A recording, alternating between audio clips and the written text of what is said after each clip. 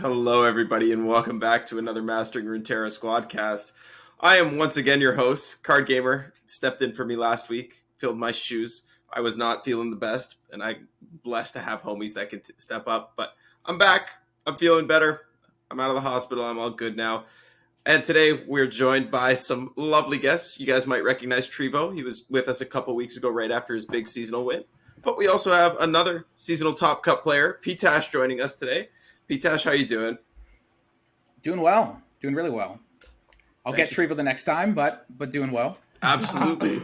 Thank you for joining us today. Pleasure to have you. And of course, we have another special guest today, somebody who you guys might no longer remember because he's gone over and converted to a flesh and blood. But Darkodius, the king of Aziralia, is with us today as well, and fellow Wombat. Darkodius, how you doing? I'm doing okay. I'm feeling a little embarrassed that I was preceded by two people who have actually topped seasonals, but they haven't won Flesh and Blood tournaments, so it's even. It's the same. There you go. You got me. And of course, CardGamer and Santa are with us tonight as well. Gentlemen, how are you? Doing pretty good. Always a bit of stress that last minute ladder climbing. But besides that, doing pretty good. Yeah. Huge mistake. Also, a birthday boy as well. A big birthday boy. Oh, yeah. I did turn 23 today as well. So that is... Oh! Happy birthday, CardGamer! Thank you. A special episode. All right. Well, it is seasonal week. Seasonal's upon us, basically. It's Wednesday, and we have a tournament on Saturday. Guys, let's get right into it. What are you thinking for your lineups? I myself am looking at Thresh Nasus, Kai'Sa, and Pirates right now, which is a massive pivot from the Pirates Nightfall Cat Ziggs Copium I was on 2 days ago. That deck was good. I promise. was not having results in scrims. I just axed the triple aggro. I said, this isn't working. I can't perform with Nightfall. I'm not Dyna. I can't. It's not happening for me. So I pivoted. I switched the lineup to one that's still kind of Copium, but who knows? I think that's that's an actual lineup, right? Probably. Yeah. I mean, it's two of the best decks in the format, right? Yeah. Like, how bad can it be? You have Pirates and Kai'Sa. True. Big true. It's always a bit scary to play into Kai'Sa, but, it's life. It's a life. It's fine. It's life. It's open round Kai'Sa. I'm not sure there will players. be much playing into Kai'Sa. I think there's going to be a lot of banning Kai'Sa. Yeah. And two other decks playing each other. Wow. For most of the tournament. Sounds I know like... I'm bringing Kai'Sa. Yeah, that's as far as I've gone, Santa. Yeah, right? Like... And then now I just have to pick two decks I actually want to play. I mean, I actually would love to play Kai'Sa if they'll let me. What? That'd be great. If they don't want to ban my Kai'Sa, I'm happy. No. This is like Pantheon 2.0, you bring it because you know it's good, not because you like it. At least that's my opinion. Yeah. I got to play Pantheon 1 set out of 9 in the last seasonal. And I won that Pantheon, game, so... I played it once before top, one after, and two after top. Lost all of them. I feel like Pantheon was targetable. I feel like this feels a lot more like Ari Kennen. I don't know. Me and PTash brought target Pantheon lineups, and I didn't lose to Pantheon. I had some bad hands. I didn't lose to Pantheon at all. But this is Ari not. Kennen was This is not AK level. Kai'Sa is not AK level. It's I good. think it's closer to that than Pantheon, but I don't think it's quite AK level. I actually think Kai'Sa is higher than AK level. I think that's not true. You can misplay on Kai'Sa and still do better, whereas AK you needed at least a base level. I felt like the bad AK players were worse than the bad Ari. You're conflating two things a little bit, though. I think there's the power level of the deck, and then there's also the skill it takes to pilot the deck. True. That's fair. Yeah. For me, the big thing is the closest comparison I have this for tier 1 is, in my opinion, when Nasus Thresh was tier 1, a while ago, right? When it was TLC Nasus Thresh. I'm that's the power level I think Kai'Sa's on, and that was very hard. 50F I think 50F level. When I say 50F level, which TF? I think TF? Sure. No, for sure. Absolutely not this iteration of Kai'Sa. Sure. Maybe yeah, pre-nerf. Sure. Pre-nerf, sure. Yeah, for sure. Not pre-nerf, yes. No. Yeah. I don't think this version of Kai'Sa is anywhere close to Ari Kennen, but I do think how lineups get warped and how lineups are going to play out a lot will feel reminiscent to that season. I think the lineup construction feels a lot more reminiscent to that season than anything else we've had since then. My whole big thing with that, though, is that Ariken didn't actually have any bad matchups. Kaisa has bad matchups. And what are those? 1 and 50-50. Yeah, what are the Kaisa's bad matchups? Because Pirates, Ezreal Kennen, Azir Aurelia. Ezreal Kennen is. Okay. So like the problem, it has 45s. It's just hard to target 45s. Sure. Yeah. And also have 45s too, though, right? Like scouts and spiders. Not at the highest. Not at the highest level. Yeah. At the highest level, those were like 48s. And if you tech, they were 50s.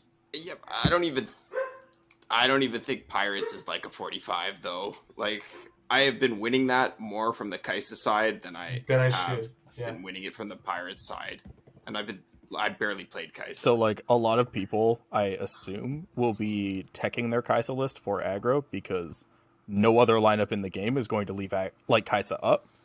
And if you tech your Kaisa list for aggro, you can turn that into like a 55 kind of comfortably. Like that might be a little crazy, but like you can make that at worst an even matchup. Mm-hmm. I think Kaisa is absolutely bonkers, and if you're not bringing it or banning it, you're making a mistake. Yeah.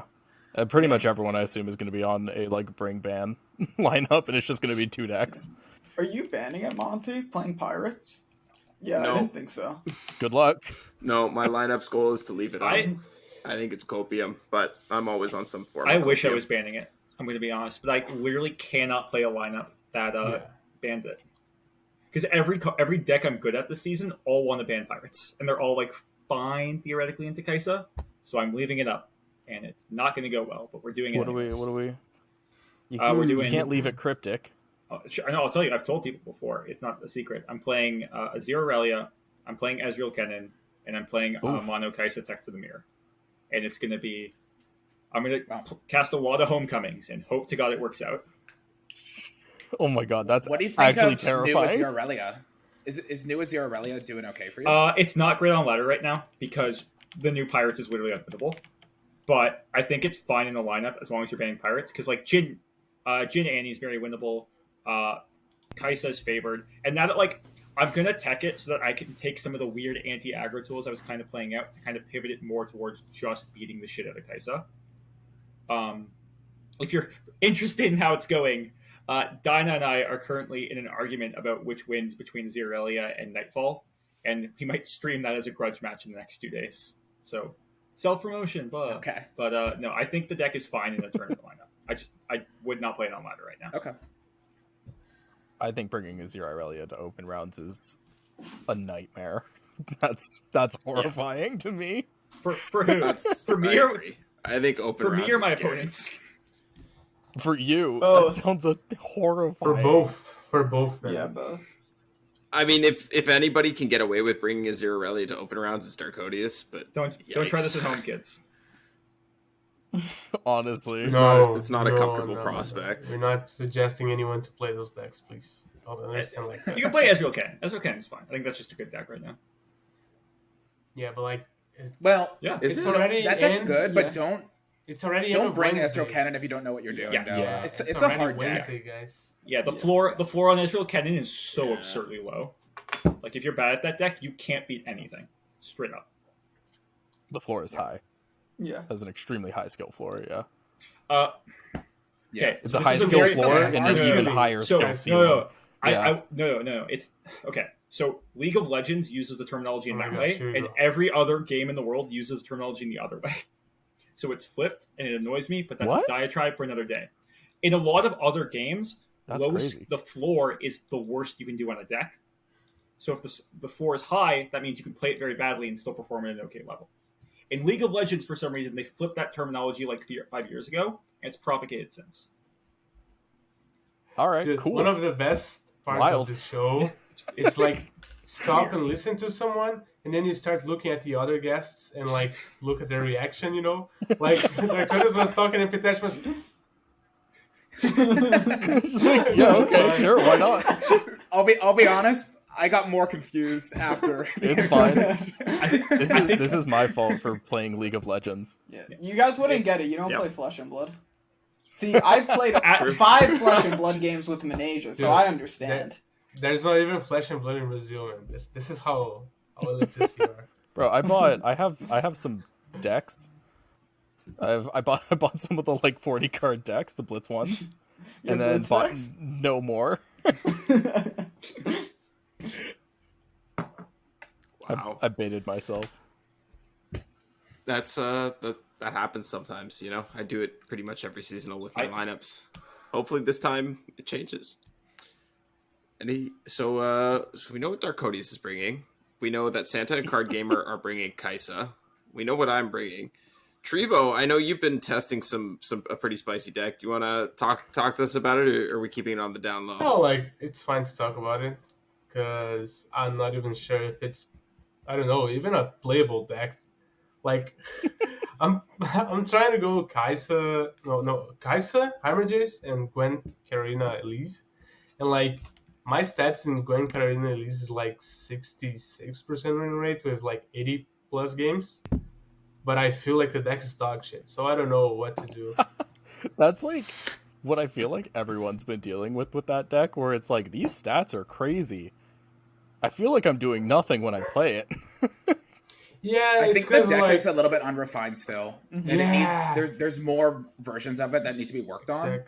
I've been looking for the right spell split in that deck for like the last 2 days, and CardGamer and I have been talking about it a bit, and if it was like one more week of this meta, I think the deck would be a little bit more real than it is right now. Exactly. But I think a few people will find the right version for seasonals, and we'll see it perform well. Yeah, but like, I know I'm not going to be one of those people. That's like for sure. I don't know, man. I just want to bring anything with an even matchup spread, but they like don't exist, and that's really frustrating. Yeah, that's my thing. I like 50. If a deck is 50-50, that's what I like. It means it's good. It means you win games, you know, because like right now I'm looking at Heimer Jace because I think that's like the only solid, like, I have an even matchup spread pretty much across the board deck. And then I'm on like Timelines, which is a deck that can like theoretically has an even matchup spread, but also can just lose to itself sometimes, and it's just like, what champion split though? Timelines are you 1 Vi, 2 Caitlyn, 3 Trundle. Okay, that's okay. I'm fine with that. Like, I'll have to say it because I gotta say it. But like, I'm not trying to offend you, PTash. But like, after what happened at the semifinals, I cannot trust that deck anymore. You know? Yeah, Timelines. I didn't get to play the game against you. That was like really sad, man. But I mean, at the same time, it did what it had to do to get me a world spot. So like, I'm very happy I brought it. But Timelines has some core problems to it. Yeah. And it is what it is with that archetype. Did you play it in Swiss rounds last season?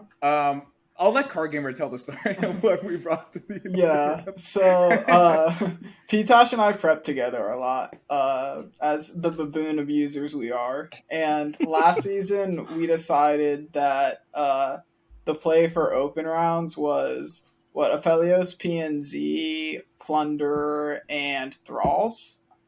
And Plunder, we spent a lot of time refining the list, trying to get something good. Plunder was not it. I think one person of like everyone who brought this lineup actually thought the deck did well. It did well enough for 2 people, and I had the most Plunder hands I've ever had, man. I cannot tell you how many games where like I barely flip Sedge on 5, or not 5, on like 7 or 8, and then I just like don't have another way to hit Nexus, and I'm like, well, time to die. It's not my seasonal. But have you considered bringing Plunder this season? Oh yeah, for sure, dude. I don't think I'll ever be able to touch Plunder Monkey. again. You mean Monkey, right? Not Plunder. No. I mean a deck that flips Sedge on 6. Yeah, and play Sedge. I played a lot of Gwen Sedge last patch, and I feel like there's got to be something there. I don't think it's good enough right now. Yeah, that deck is to like actually bring to seasonal, but it that feels deck like there's a is good like Sedge deck somewhere. Yeah, like, listen, man. That deck has game into every single deck it plays, though. Like, every deck I've ever piloted, I feel like I could lose this game if I drew the cards slightly differently and they drew the cards slightly differently. Yeah. And, you know, Did you hear that, Santa? And I think that means the deck has something there. No. That's our deck. Let's go. That is not. No. Sejuani is a champion that is, like, honestly, been broken since release. The Sejuani's absolutely bonkers, but she's stuck in Freljord. And, like, Freljord just lost Blighted. So all of those, like, fun decks that were, like, flipping her using Blighted Ravine and stuff like that don't work. And then, like, Plunder has pretty much never been consistent, and it's only gotten worse over time. I still can't believe that... I topped a seasonal with Plunder, and that was, like, that was wild that happened. I am still in shock that we had a format where Plunder was the best deck. Like, what did the meta have to come to where Plunder was considered the best deck? How that was happened, insane. Right? Sometimes people forget that Sejuani is a real card, and it just hits the meta really well, and then the meta reacts and the deck falls out. Yeah. But when Sejuani is a real card, it beats everything.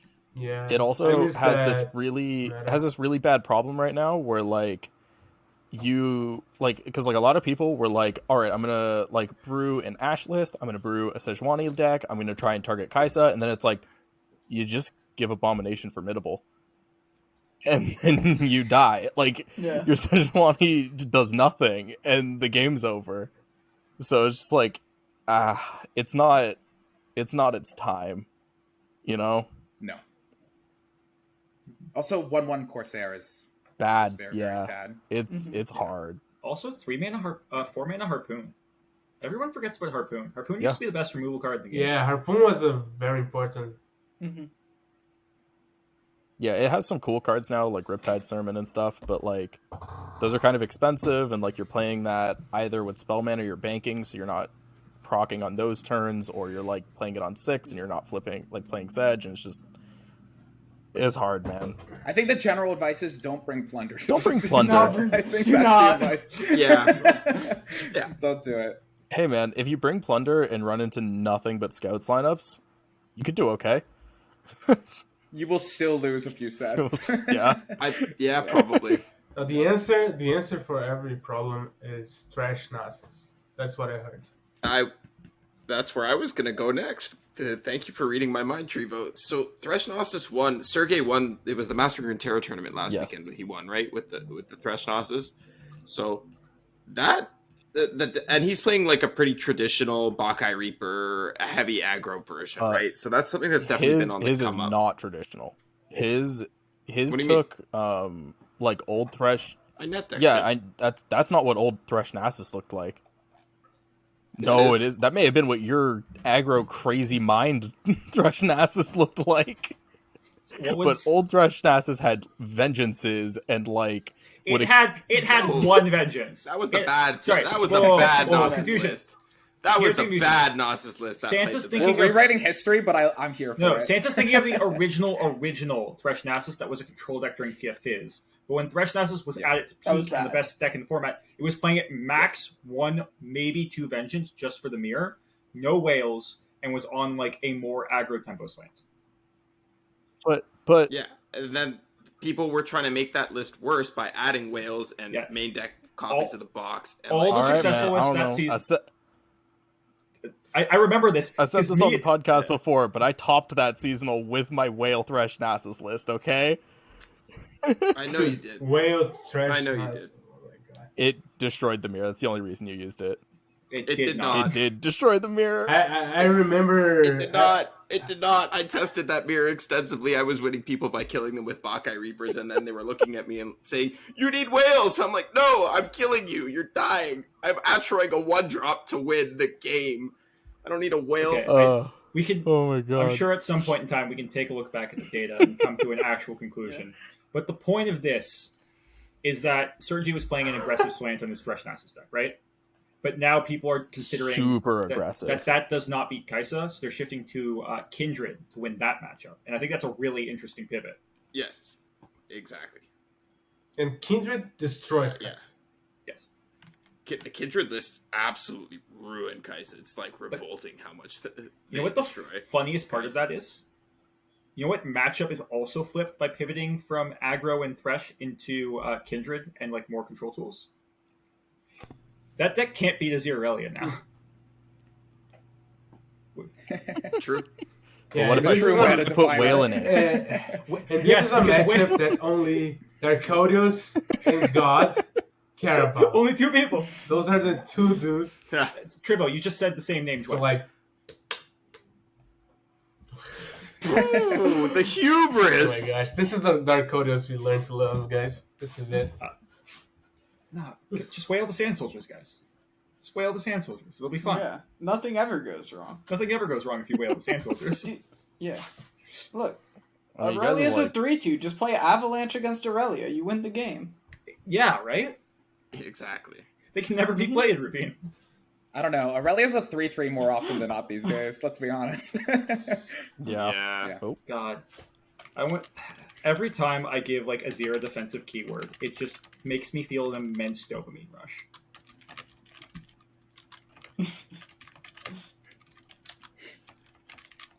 I've not played enough Azir Aurelia on this patch, but that's probably because you really shouldn't be playing that. Absolutely not. Absolutely. I don't think you should be bringing it to tournament. I think that's psycho.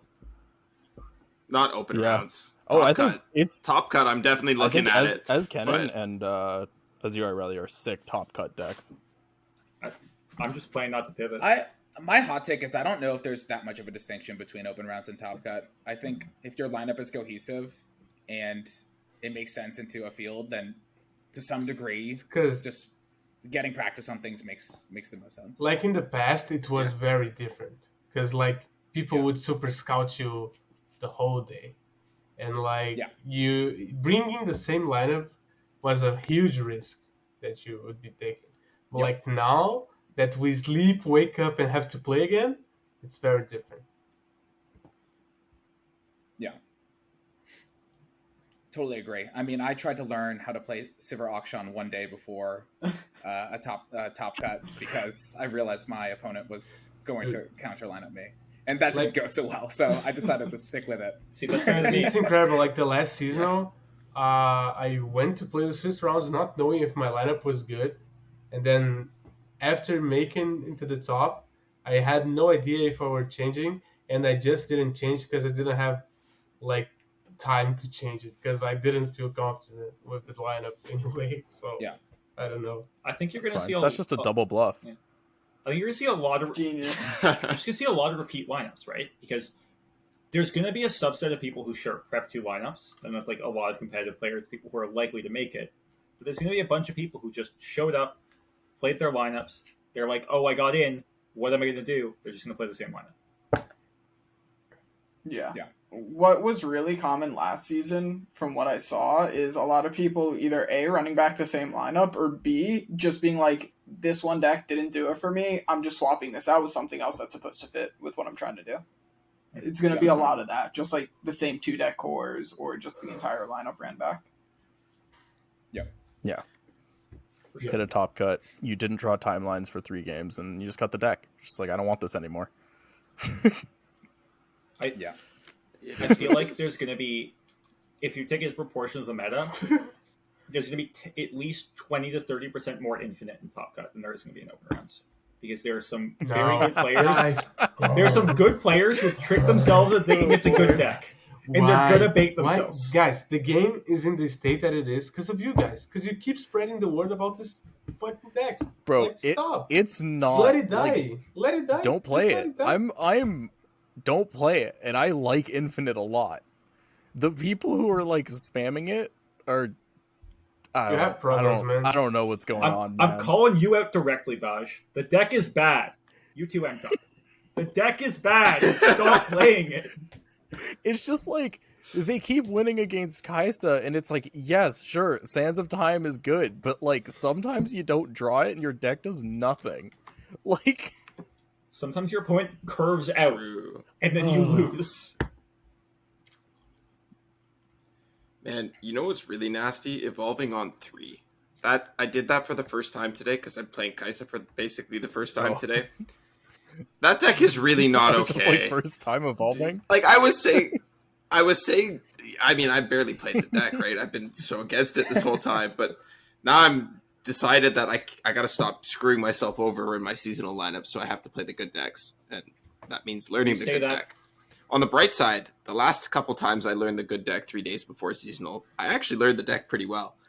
Turns out time pressure means that I'm actually paying attention to what I'm doing when I'm picking up. Let me be honest, until I see you lock it in, I still think LeBlanc is somewhere in your lineup. No, I thought it was just going to be Diana. Like, Nightfall's just going to appear. He's going to, just, muscle memory Santa, click it.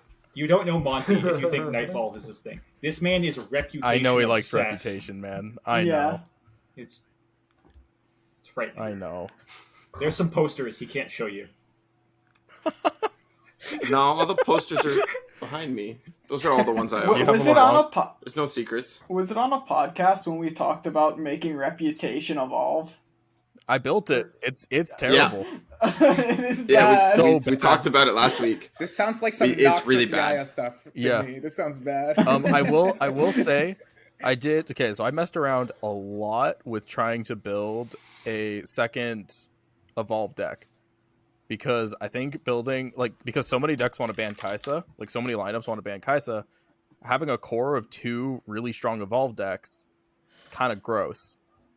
And I think the closest is Ionia. Yeah. You run Sivir Auction like you did way back when Flurry of Fist was 3 mana, and then you just run Flurry of Fist anyways, because at 4 mana it's still really strong, and you can make an elusive double tack, Lifesteal, Spell Shield, Void Abomination on 8.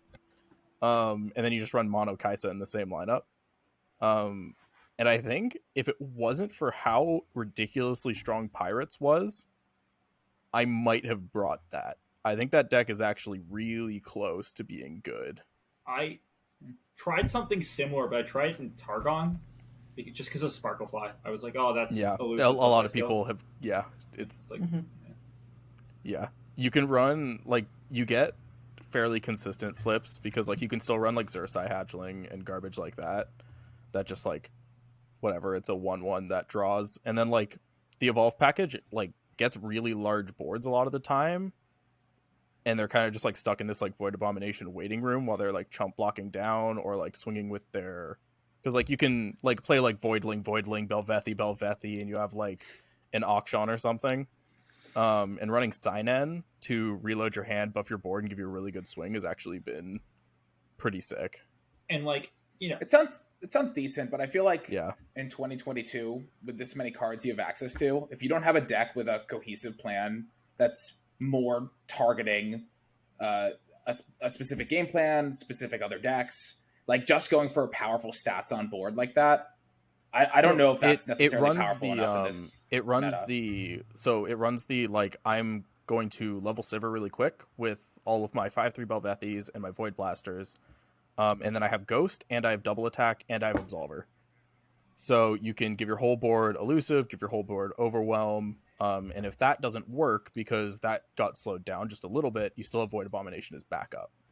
So, you get to do these, big board swings with a full Elusive board, and then, they double Quicksand your Sivir and block up, and then you just get to play Void Abomination on the next attack, and now they have to deal with this, double attack Elusive Spell Shield Abomination that doesn't have Formidable, which is great. See, the difference between you and me is my Voidlings come with Elusive every single game. So that's just in my Demacia version already. Sorry, so A-Bomb does get double attack, though. I've never actually tested A-Bomb.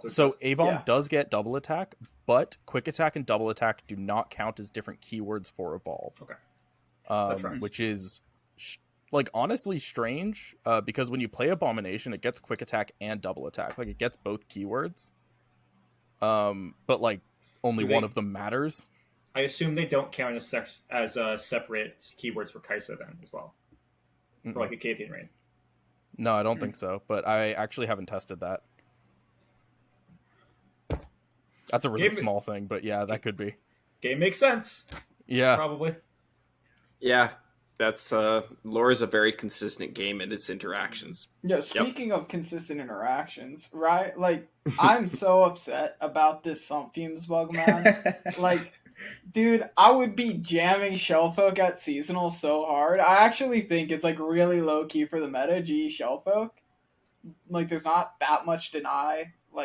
Yeah, no, I'm being serious. But Sump Fumes is bugged. This right. Bug is going to get you a top cut. I swear, it's saving you. Have you considered just bringing it anyways? Yes, it's bad. What? Wait, anyway. I don't want to be playing a deck with 3 mana Mystic Shot. What even is happened? The Sump Fumes bug? I didn't pay attention. It doesn't activate. It just when you add the clause for cards like Sump Fume and Ambush, where it says if you've added like an extra card to your hand, it only counts drawing cards. So like Otterpuss, Trinket Trade, Gnar hitting, making Pokestake, Victor making spell. None of this procs it. Speaking of niche interactions that only fuck over one specific person, the Husk Blade Dance nerf is that thing is still happening. Yeah, which is now annoying on several levels. Talk about another bug that might save someone. Ruben himself was like, if I make this bug happen, Darkodius won't fuck himself over. He was wrong. I'm going to. You're like actually crazy. And you know that like if they're messing with Darkodius, they're messing up with God. So like that's a huge problem they're getting themselves in. Wait, what was there your was a third very deck? specific bug last season where if you had a Sejuani against what was it, TF Nami SI, and you would Sej level 2 twice in a row, so you would freeze them when you play your Sejuani, and then you'd freeze again with like any Plunder effect. It wouldn't refreeze the one unit you initially freezed, specifically with Nami buffs. And that's in like games, I would have to freeze specific units, and my opponent would just think I'm misclicking. But it was purely around this one specific bug. I think that bug's actually been around for a long time. Yeah. You can't reapply it. When something's been frostbitten, it's given like a negative frostbite keyword. Not into everything. It was not into just everything. Nami. We tested into other things. Okay. Yeah. You tested it with other things? Yeah. Okay, because I remember that I remember being burned by that bug like ages ago, and then I had that exact interaction happen to me, and I got burned by it last season. I was like, shit, I guess this is my fault for being an idiot. I should have just known better. And I messaged a whole bunch of people. I was like, guys, this is the way it works, right? And they're like, yeah. That's always been that way. But I guess if it's just specifically against that's so weird. Programming card games is hard.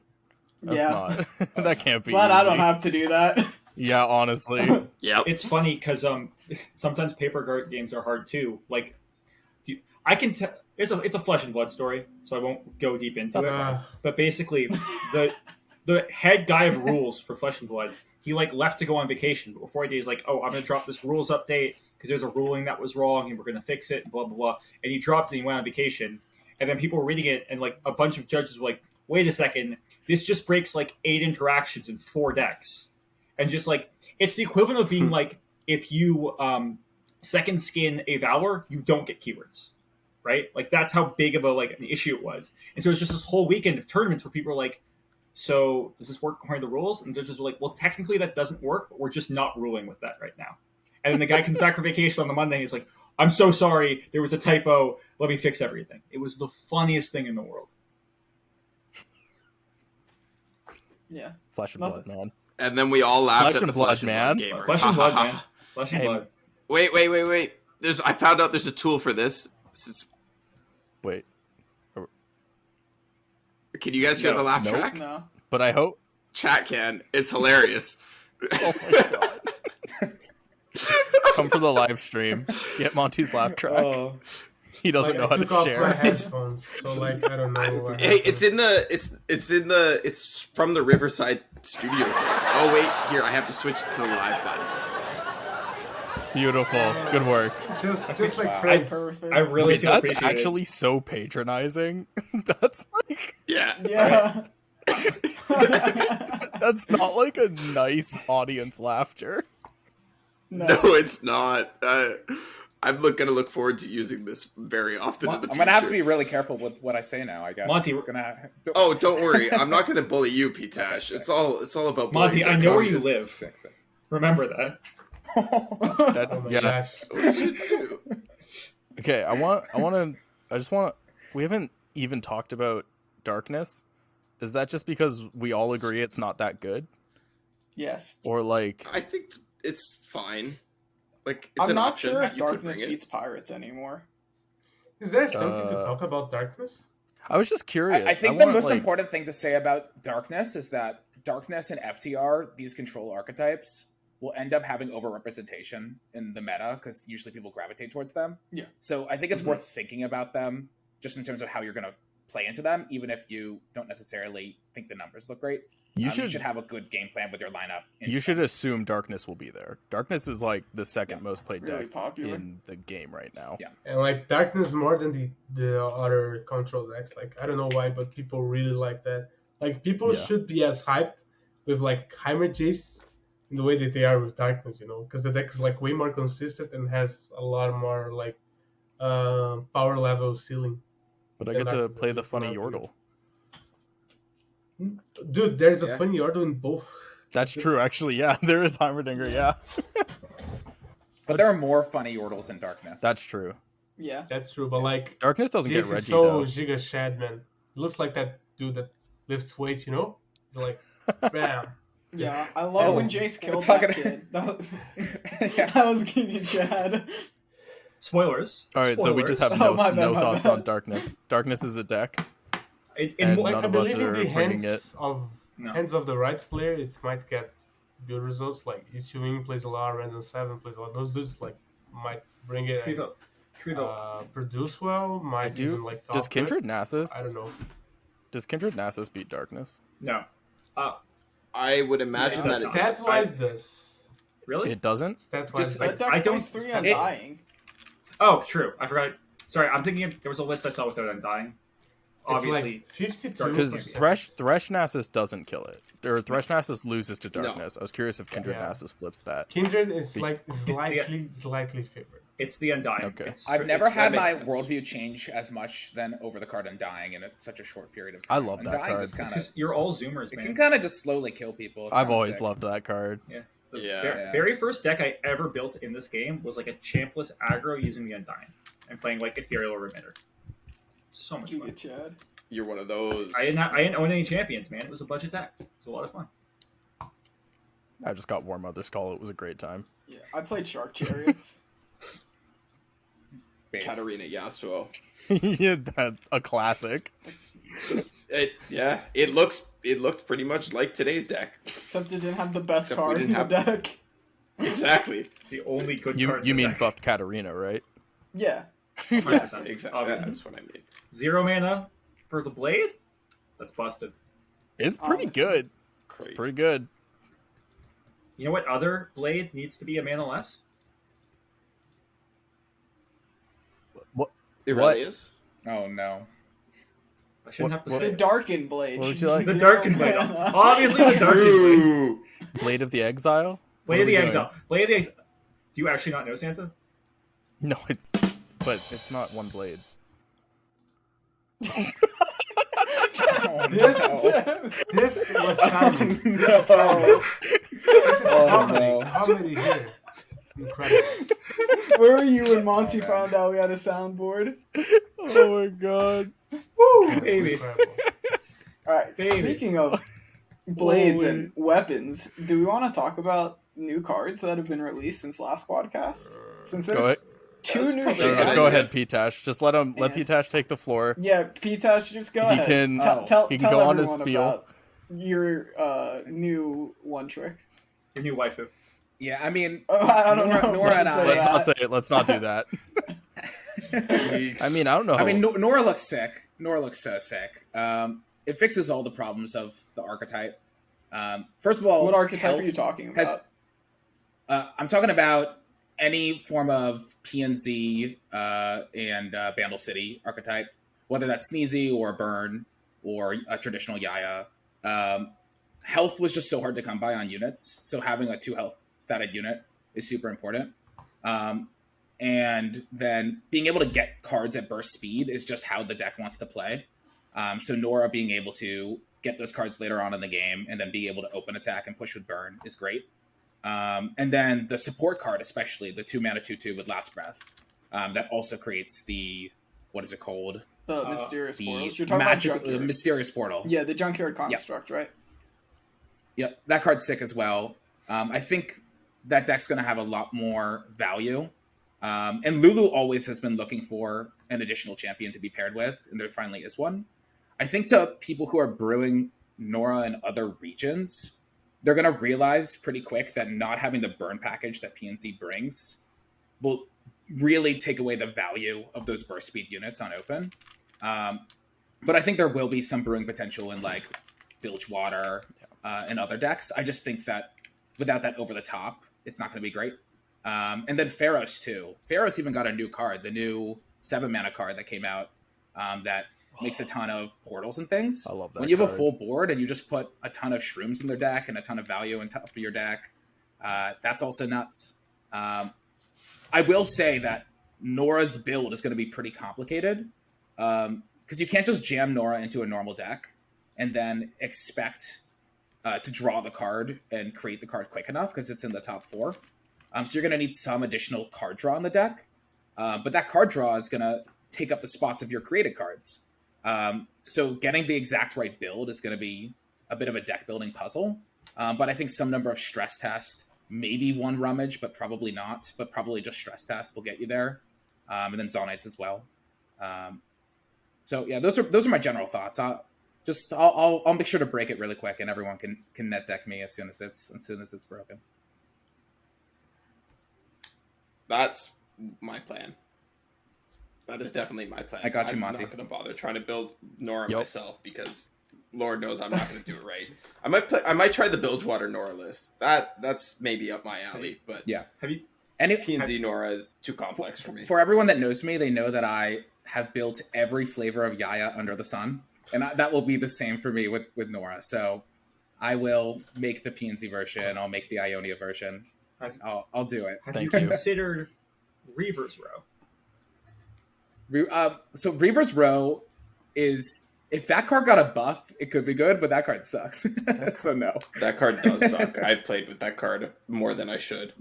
I just recently had like a lot of thoughts about Reaver's Row for not a lot of good reasons. And I thought like, oh, look, Nora.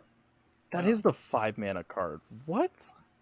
Yep. Now, the only time I've seen a Reaver's Row be based 1 second. is Let me just explain what this is, because nobody's going to know this off the top of their head, and they don't have to Google it. Reaver's Row is the 5-mana Bilgewater landmark that says, when I count down, summon a random 1-cost follower, and count down 2, grant 1-cost allies +2/+1 and fearsome. It's 5 mana and not good. Continue. So back when last season, when Thralls was big, I was a big proponent of making random landmarks more often than the average player. And I have seen players make Reaver's Rows and duplicate them with Talia before. Invite the players. Every card game has done it. Yeah. Oh, I thought you were going to talk about really funny. So last seasonals, there was a game I had. I think it was versus Thralls versus Papercraft Gnar. I didn't draw a Thrall that game. I had to try and win the game by my Imagine Possibilities making a Reaver's Row and then Talia doubling that and just winning on 1-drop beatdown and flip Talia off of like Ravines and like the Reaver's Row and like a Prez.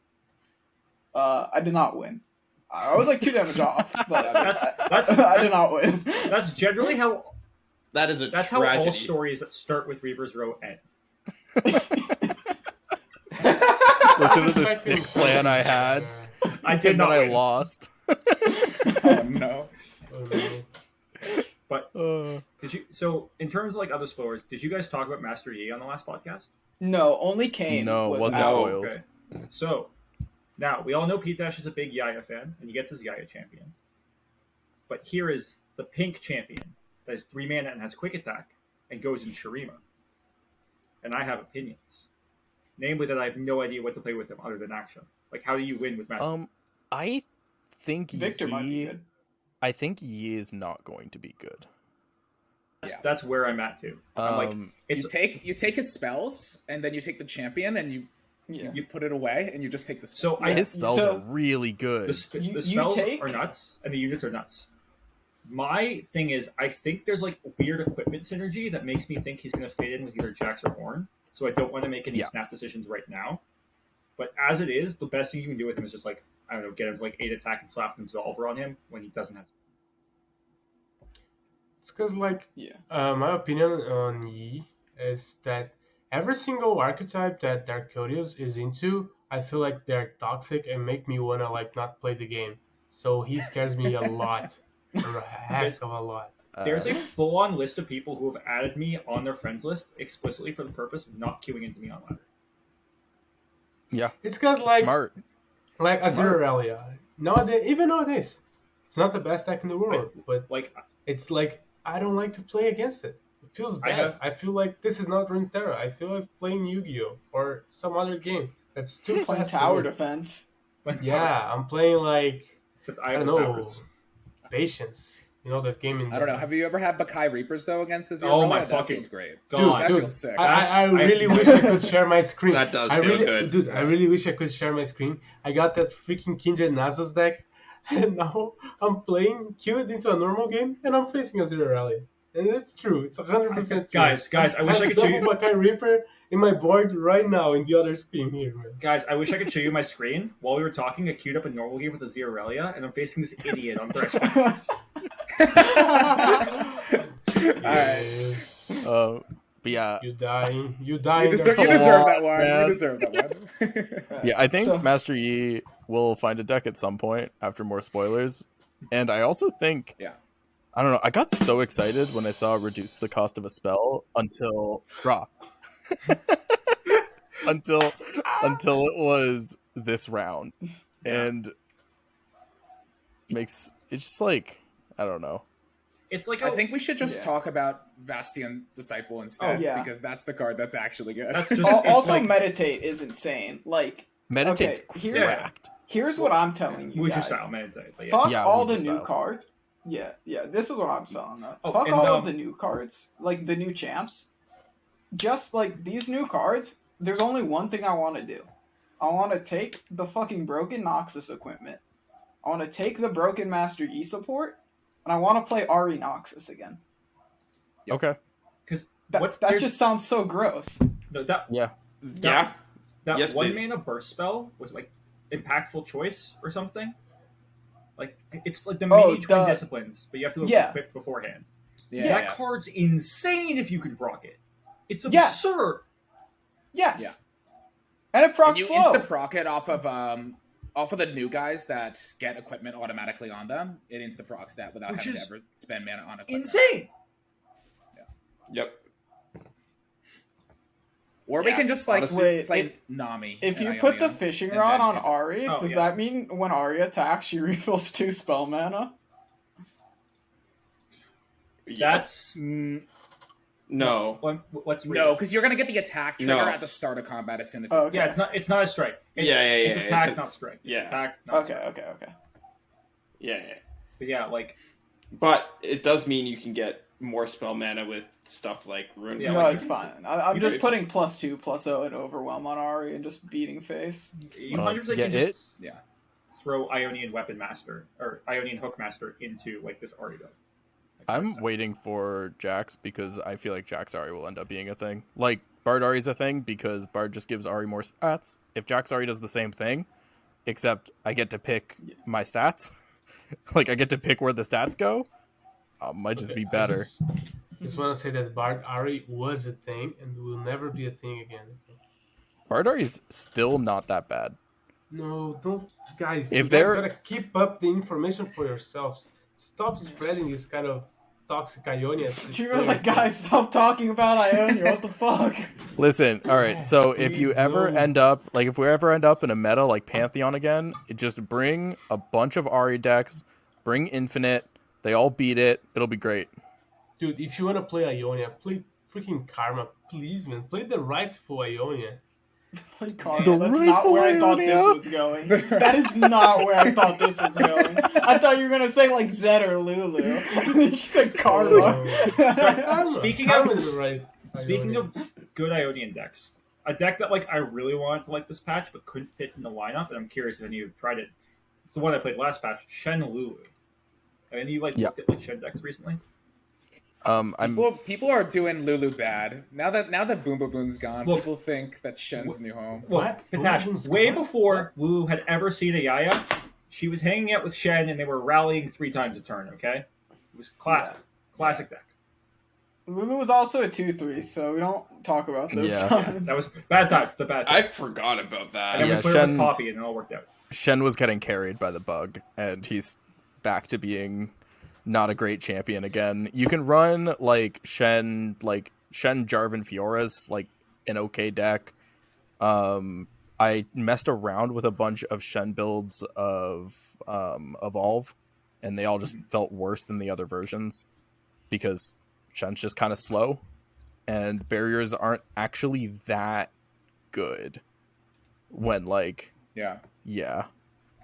I mean, when there are Evolve units that are just so overstated in the game, I don't know how these other mid-range style decks can fully compete in a metagame like that. The list I was playing was a lot less mid-range and a lot more tempo. It went a little big because it played a sign or two, but the real top end was 4 or 5 rallies.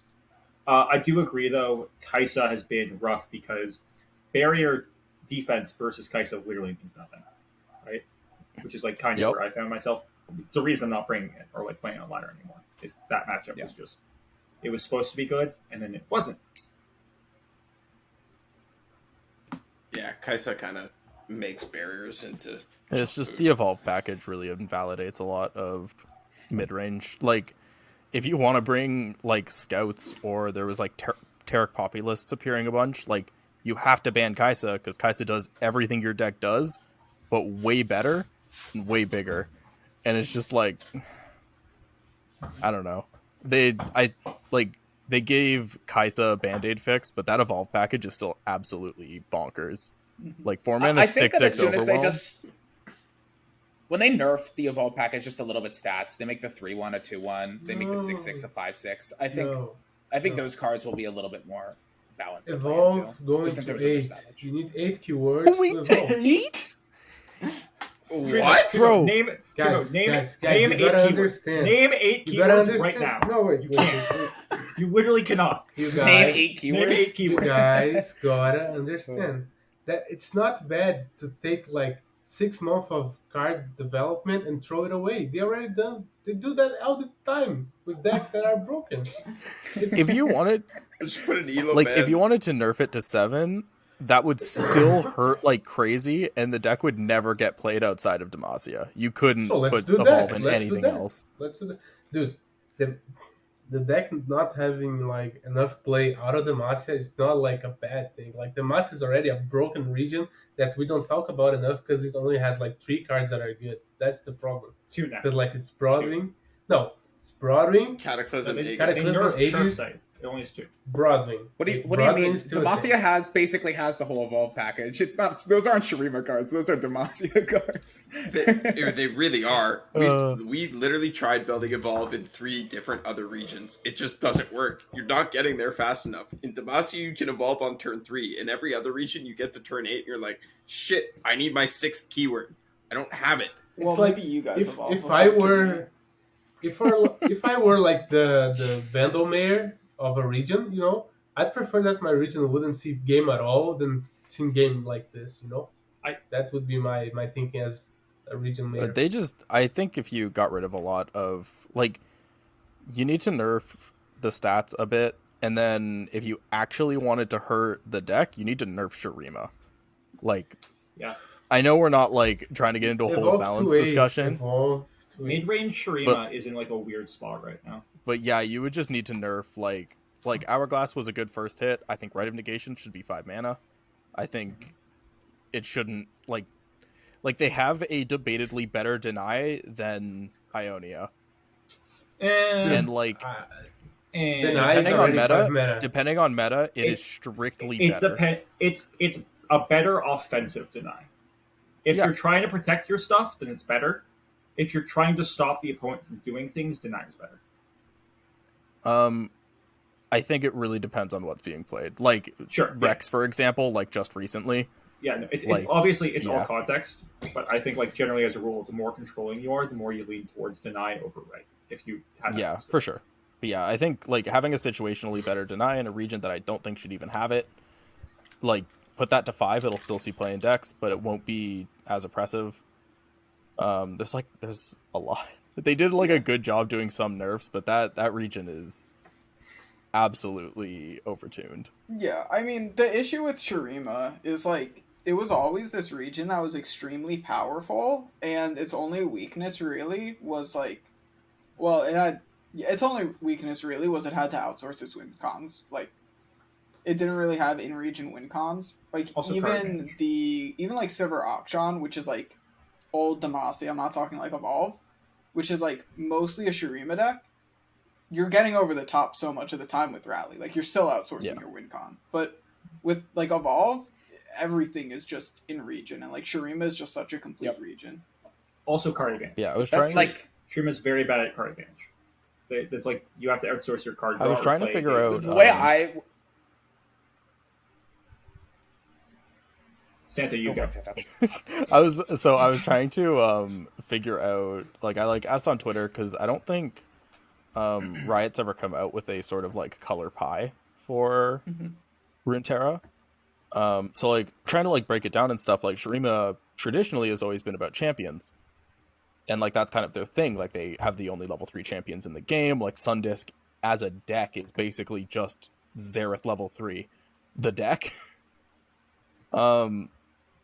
But like with Kaisa release, they kind of took that like focus and then just gave these like crazy overstated followers that like win the game on their own. Like, you could run champless Shurima Demacia with just the Evolve package and it would be extremely powerful.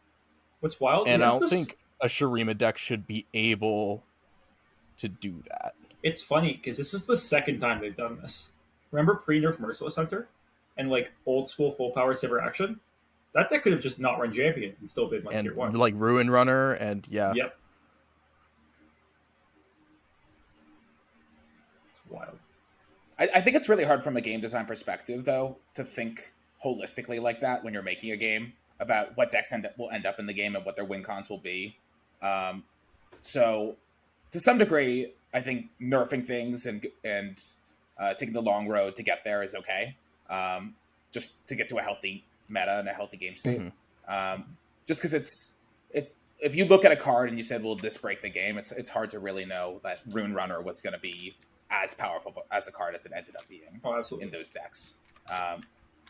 So, I think Ruin Runner is a bad example. That one was kind of Spell Shield, Overwhelm, 4 HP Breakpoint. I think Merciless Hunter is a bit more like it's hard to say. Just like, well, like no, think about it a little bit though, because like it's this 4/3 that gives like 4/3 Fearsome that gives Vulnerable. Very strong card, of course. But when you think about a 4/3 stat line on a Fearsome, you're like, well, yes, it's good. It's hard to get removed. It can value trade on things at Vulnerables, but like most of the time, it's still being blocked by anything that can block a Fearsome exactly unit, right? Yeah, like, yeah. But yeah, like game design really hard, especially when it comes to cards.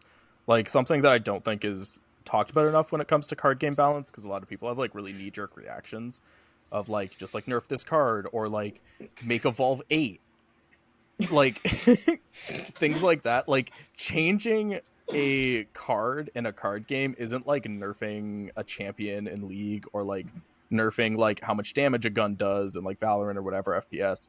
Like, changing a number from 3 to 2 is enormous. Like, any of those changes are so big. So like, to find that balance and not kill a card is why we get really interesting changes like making Kindred a 4-mana 4/3 instead of the 5-mana 4/4, because like that's, you have to like reduce the cost and take the stats back to make that card playable, but it's still like balanced around that cost. And that's a really good way to approach it, but it's really, really hard to get right. Balance is hard. There are some like general rules of thumbs for card design and stuff, right? Like stats, your mana cost should be your stats added together divided by 2, roughly.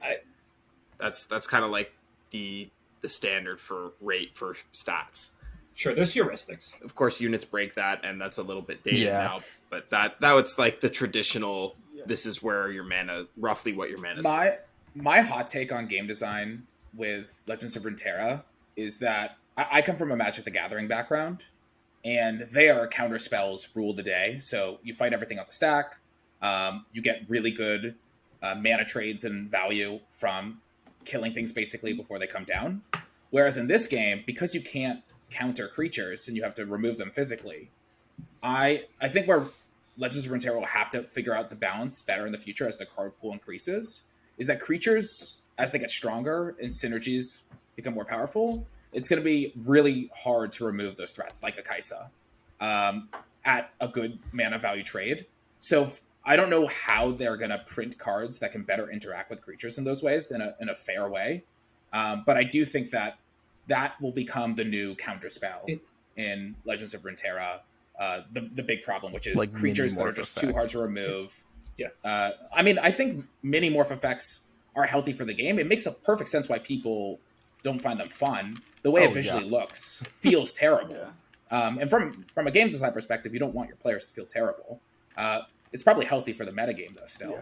But maybe better ways, like a spell that says, kill the last creature that was played for, 3 mana or something. That was the last creature that was played this turn, right? You can imagine cards like that are able to interact with creatures when they come down in a more fair way.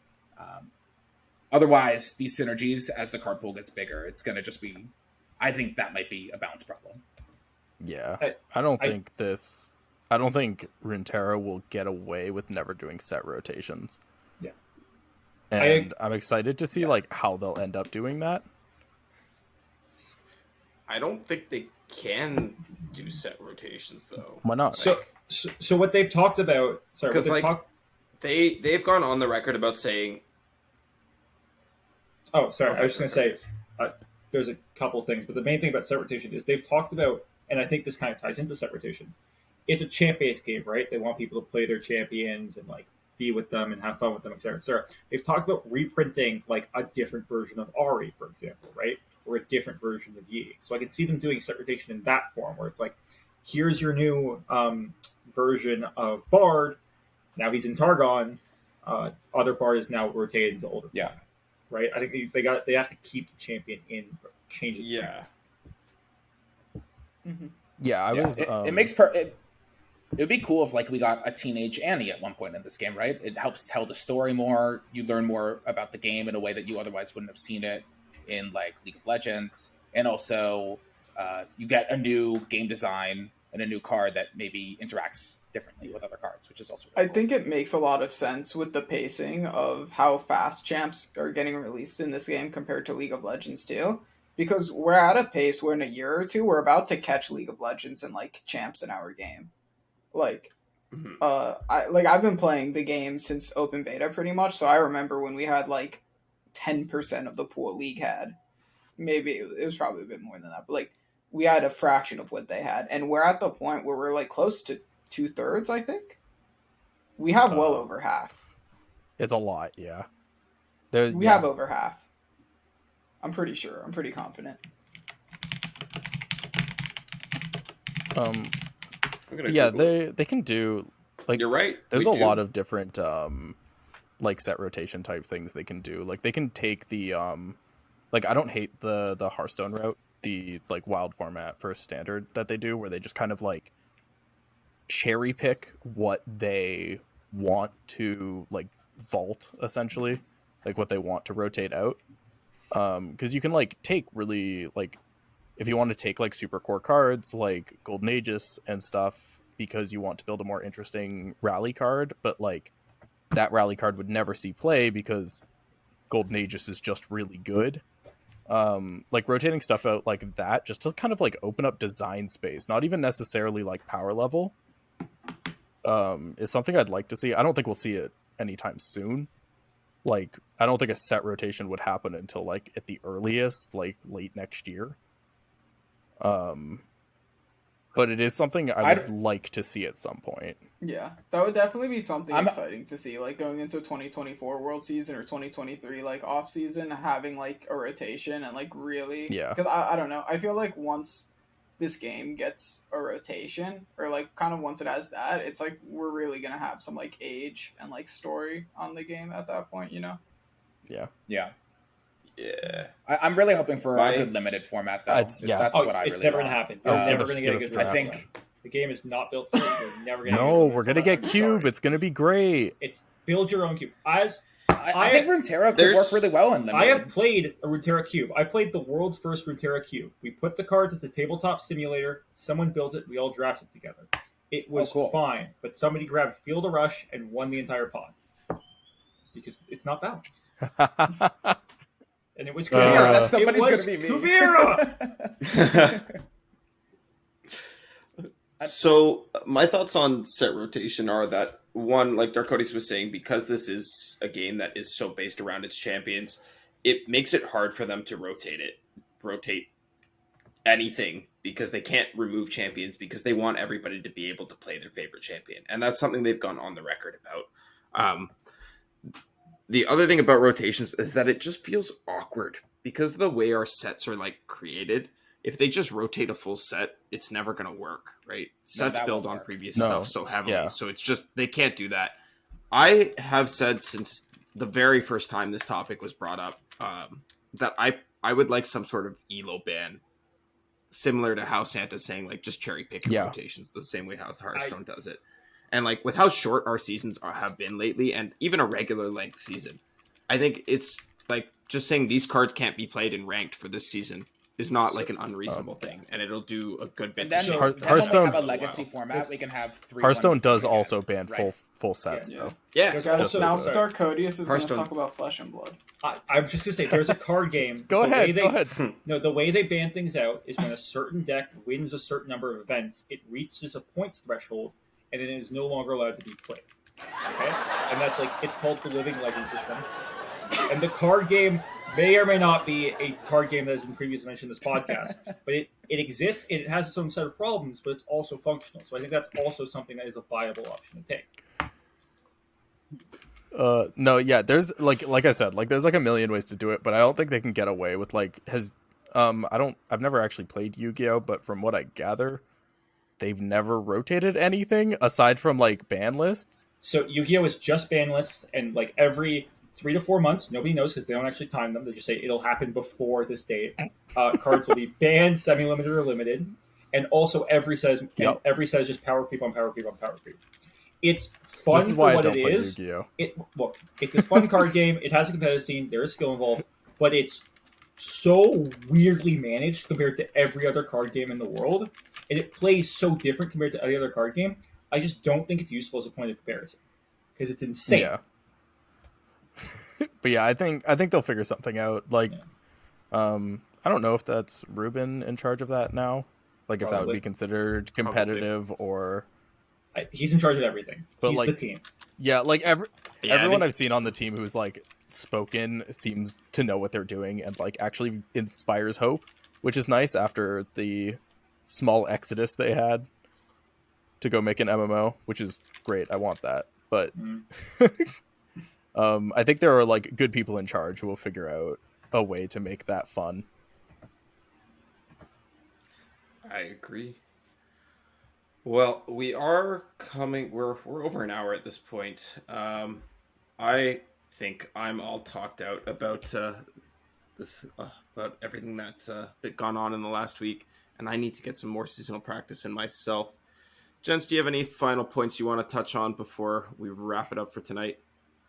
I think it's so funny that Jax, like, his support is like he doesn't have a real weapon. It's like a frying pan and like a fishing rod. It's so funny. I love it. That's all I got. Good luck in season, everyone.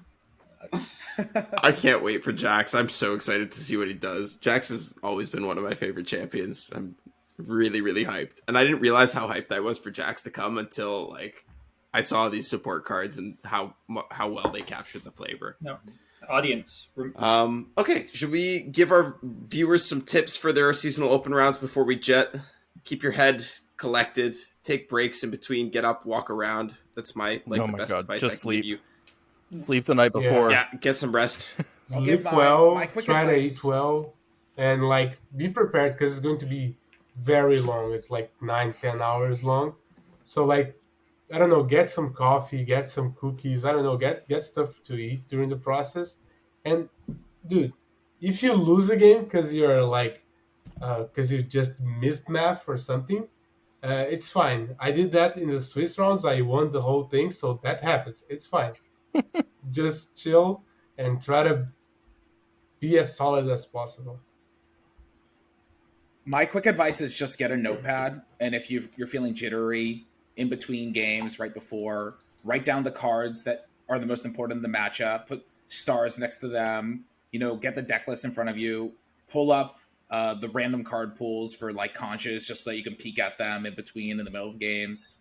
I think I've always found it very valuable just to have the little reminders in front of me in the middle of games and right before just to set my mental correct. And then after a game, get some water. You'll be great. Mm-hmm.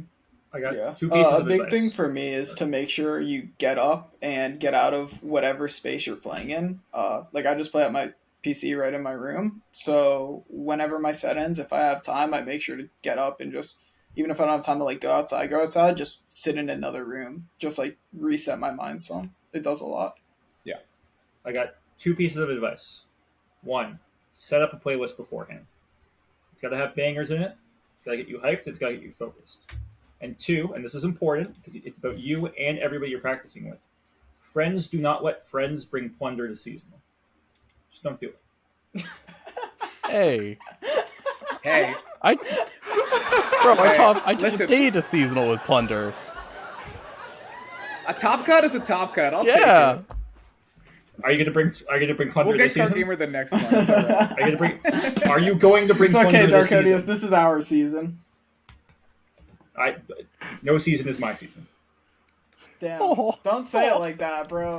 At this rate, I'm gonna be playing Flesh and Blood. Jeez. All right, everyone. Thank you all so much for sticking with us tonight. Thank you very much to our guests, Trivo, PTash, and Darkodius. You guys should all go check out their socials down in the comments section below. And for all of you lovely viewers that made it here to the end, we'd love to hear what you thought about it. Be sure to drop us a comment, like, and subscribe, and we'll see you all next week.